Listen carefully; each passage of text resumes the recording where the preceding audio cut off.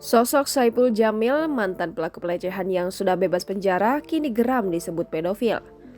Sosok pedangdut Saipul Jamil mengaku geram disebut pedofil hingga mengancam bakal mengambil tindakan tegas bagi yang menyebutnya demikian.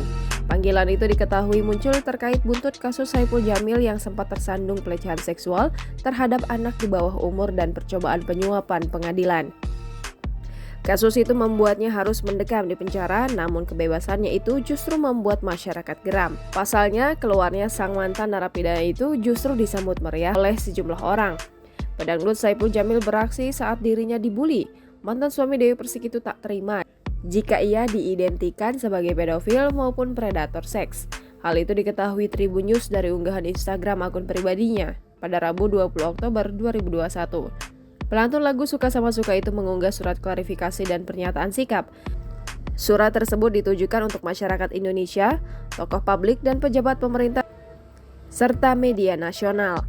Ada 5 poin yang dituliskan dalam surat tersebut, termasuk soal glorifikasi hingga keberatannya karena dilabeli pedofil hingga predator seks.